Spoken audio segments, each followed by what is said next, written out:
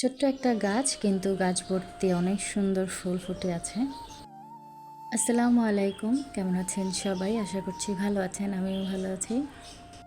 এখানে বিভিন্ন রকম ফুল দিয়ে সাজানো হয়েছে, কিন্তু আমি অনেক ফুল গাছের নামও জানি না। এখানে সব কিছুই সুন্দরভাবে ডেকোরেশন করেছে। ইনডোর আউটডোর বসার জায়গা আছে, আবার বাচ্চাদের খেলার বিভিন্ন রকম আইটেম আছে।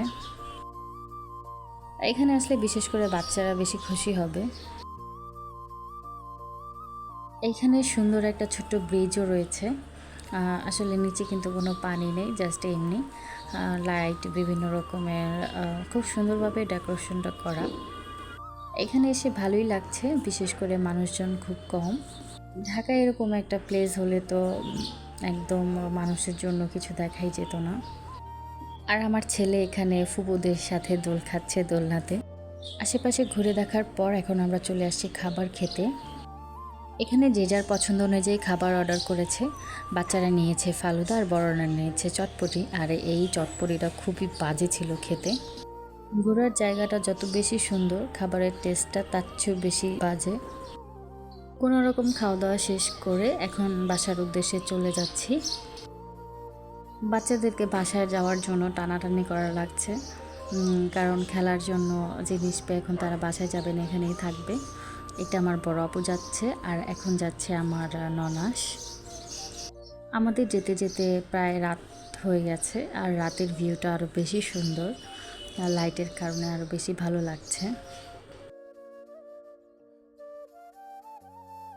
এইটা আপুদের বাসার কাছাকাছি হলে হয়তো আর একটু দেরি করে যেতাম, কিন্তু বাসায় যাওয়ার জন্য প্রায় 2 ঘন্টা সময় লাগবে।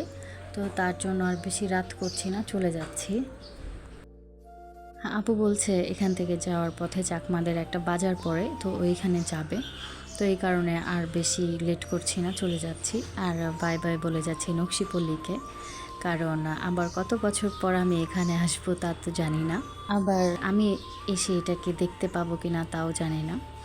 তো এখানে একটা একটা করে দিন যাচ্ছে, আর খুবই সুন্দর মুহূর্তগুলো মনে হচ্ছে তাড়াতাড়ি কেটে যাচ্ছে। এই পাহাড়ি এলাকাটা আসলে ঘোরার জন্য খুব সুন্দর, তবে থাকার জন্য না। এখানে প্রচণ্ড গরম, আবার শীতের দিনে অনেক শীত। আমরা 2 সময়ে এসেছি। চারিদিকে ঘুটঘুটে অন্ধকার, মনে হচ্ছে অনেক রাত, আসলে কিন্তু এখন 7টার মতো বাজে। আসার পথে এখানে দেখলাম একটা রেস্টুরেন্ট, তবে কোনো লোকজন নেই। আসলে এখানে বাহিরে রাত্রের বেলা কেউ থাকেও না।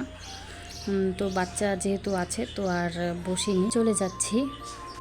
আর যেতে যেতে ভিডিওটা এখানেই শেষ করছি। সবাই ভালো থাকবেন, সুস্থ থাকবেন। আল্লাহ হাফেজ, আসসালামু আলাইকুম।